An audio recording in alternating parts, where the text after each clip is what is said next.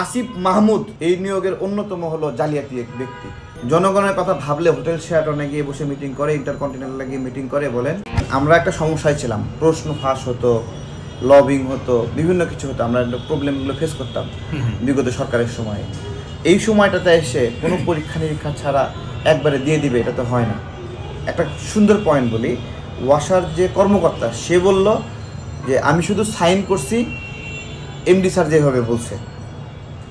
ভালো করে বোঝেন। আর সমন্বয় একটা দাবি করতেছে কি আসলে, যে এটা একটা আলাদা ঠিকাদারকে দেওয়া হয়, তাই না? ঠিকাদারকে দেওয়া হয়। সো এটা সরকারের কোনো বিষয় না, ওয়াসার এমডি ওয়াসার কোনো বিষয় না। তাহলে দেখেন, তাহলে ওয়াসার এমডি কেন দিল? তাহলে ওয়াসার কর্মকর্তা কেন সাইন করলো? তার অর্থ এটা ওয়াসারই একটা নিয়োগ ছিল, যেটাকে মিস ইনফরমেশন দ্বারা জনগণকে বিভ্রান্ত করতেছে সমন্বয়করা। ওদের এইটুকু সরি বলার যোগ্যতা নাই। ওদের তো সরি বলা উচিত ছিল যে আমরা একটা ভুল করছি, এই ধরনের ভুল আর করবো না। এইটাই হলো জনপ্রিয় শক্তিদের একটা সমস্যা, যে জনপ্রিয় যারা, তাদের পাপ এবং গুনাহগুলো মানুষ বিশ্বাস করতে চায় না, এবং এই যে করতে চায় না এটাকে ব্যবহার করে এই জনপ্রিয় ব্যক্তিরা মানুষকে মিথ্যা খাওয়ায় ফেলে এবং মিথ্যা এস্টাবলিশ করে ফেলে।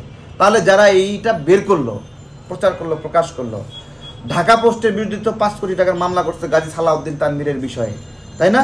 তাহলে সেই হিসেবে দেশ টিভির বিরুদ্ধে সুযোগ থাকলে ওরা কি মামলা করতো কিন্তু, তাই না? করতো না? করতো।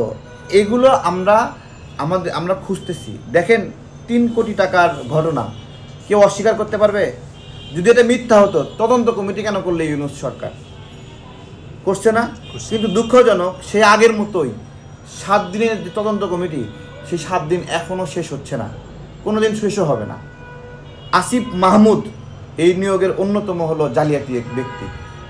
ফেসবুকে পোস্ট দিয়েছে দায়িত্ব নেওয়ার পরে যে দয়া করে আমাকে কেউ লবিংয়ের জন্য যোগাযোগ করবেন না, পরিচিত সম্পর্ক নষ্ট হয়ে যাবে যোগাযোগ করলে। সুন্দর করে, মানে লক্ষ লক্ষ মানুষ দেখছে, বাহবা দিচ্ছে, আগায় যান, একবারে চমৎকার বিষয়, কি সুন্দর, মাশাআল্লাহ। কিন্তু এই লোকটাই দেখেন, একটা বাচ্চা মানুষ উপদেষ্টা হয়েছে।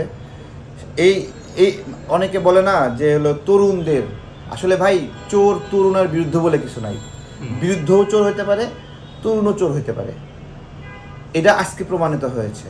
তারুণ্যের শক্তি বিভিন্ন কিছু বলে না, এগুলো এরা হিত জ্ঞান হারাই ফেলে পুরো লুটপাটে জড়ায় পড়ছে। আমার বগুড়াতে একটা ব্যবসায়ী, তার কাছ থেকে 7টা বাস চাইছে ওদের প্রোগ্রামের জন্য, বলছে 7টা বাস দেওয়ার সমস্যা নাই, 3টা বাস দেবো। ওকে মামলা দিয়ে ভিতরে ঢুকাই রাখছে। এখনো প্রমাণ লাগবে, তার পরিবারকে সহ নিয়ে আসবে। তাহলে একটা বিপ্লবের মাধ্যমে বের হয়ে আসা শক্তি সত্যিকার অর্থেই বিপ্লবকে ধারণ করলে তারা বিলাসিতা করবে না। তাদের মেজরিটি মিটিংগুলো হয় হোটেল ইন্টারকন্টিনেন্টালে, হোটেল শেরাটনে হয়। এটা কই থেকে আসে ভাই? এটা জনগণের দল। বলেন, জনগণের কথা ভাবলে হোটেল শেরাটনে গিয়ে বসে মিটিং করে, ইন্টারকন্টিনেন্টালে গিয়ে মিটিং করে, বলেন কোটি কোটি টাকা ব্যয় করে একটা ইফতার আয়োজন করে। হ্যাঁ, ইফতার জনগণের সাথে সম্পর্ক করতে হবে। ওরা যেটা চাচ্ছে রাজনৈতিক পরিমণ্ডলে নিজেদেরকে বাঘ হিসেবে প্রতিষ্ঠা করতে, এবং এই বাঘ হিসেবে প্রতিষ্ঠার জন্য কখনো বসুন্ধরা গ্রুপের হেল্প নিচ্ছে, কখনো সিটি গ্রুপের হেল্প নিচ্ছে, কখনো মেঘনা গ্রুপের হেল্প নিচ্ছে, এইগুলোকে হেল্প নিচ্ছে। এখন হেল্প নিচ্ছে না, ওদেরকে জিম্মি করছে। এটা সময় লাগবে যে বসুন্ধরা গ্রুপকে জিম্মি করে টাকা নিচ্ছে নাকি হেল্প করছে। যাত্রায় ধরতেছে, ধরে বলতেছে যে 100 কোটি টাকা দাও, 150 কোটি টাকা দাও, তাই না? আমি একটা ছোট ঘটনা বলি আপনাদেরকে। আমাদের আমজনতার দলে একজন প্রতিনিধি ছিল শিরিন আপা। এই গণ অভ্যুত্থানে অনেক অবদান রাখছে। আমজনতার দলের আগে গণ অধিকার পরিষদের একটা অংশ আমাদের ছিল। এই অবদান রাখতে গিয়ে ওনাকে হামলার শিকার হতে হয়েছে নারী সহযোদ্ধা হিসেবে। ওনার ছেলেকে দা দিয়ে কোপায়ে মাথায় এরকম ফাঁক করে দিচ্ছে, ঠিক আছে? এবং এই গণ অভ্যুত্থানের পরে আমাদের দলের পক্ষ থেকে আসিফ নজরুল স্যারকে একটা আবেদন করছিলাম যে স্যার, আমাদের একজন সহযোদ্ধা আছে যে অনেক ত্যাগ স্বীকার করছে, তার সন্তান এইভাবে ক্ষতিগ্রস্ত হয়েছে, তার পুকুরে যে মাছ আছে না, ফিশারিজ, বীজ দিয়ে সব মাছ মেরে ফেলাচ্ছে, বিরাট, প্রায় না হলেও 10 লাখ টাকা মাছ মেরে ফেলছে। এই শুধু এই লড়াই সংগ্রামে জড়িত থাকার জন্য ওনাকে পিপি হিসেবে আপনি দেন। আসিফ নজরুল স্যার আমাদের এই কথা রাখছে, পিপি হিসেবে তাকে দিছে। ওইখানে আক্তার যায় কি করছে, তার নামটা কাইটে দিয়া অন্য একটা মহিলার নাম ঢুকাই দিছে। বুঝতে পারছেন? আক্তারের সুপারিশ। কোন মহিলার নাম দিছে? শিরিন আপার সাথে একটা মহিলা গেছিল, সে অ্যাসিস্ট্যান্ট পিপি হতে চায়। বুঝতে পারছেন? সেও আন্দোলনে ছিল, তার পিপি হওয়ার শখ নাই। এখন সে 50 লাখ টাকা দিতে চাইছে, তাকে ওইখানে পিপির জায়গায় নাম লিখেছে শিরিন আপার নাম কাইটে দিয়া। এখন আমরা আমাদের একজন সহযোদ্ধায় সরকারের কাছে আমরা বলছি, শিরিন আপার জন্য আমরা ফরিদা ম্যাডামকে বলছি যে আমাদের গণ অভ্যুত্থানের একজন মানুষকে স্বীকৃতি হিসেবে আপনারা সম্মানিত করেন, সেটা হলো শিরিন আপা। ফরিদা আপাকে বলছি, যত উপদেষ্টাতে সব উপদেষ্টাকে, এমনকি ডক্টর ইউনুস স্যারকে আমরা বলছি যে আমাদের এই লড়াইয়ের একজন সহযোদ্ধা, সে আশা করছে যে তাকে পিপি করা হোক, তাকে এটা আপনারা করেন।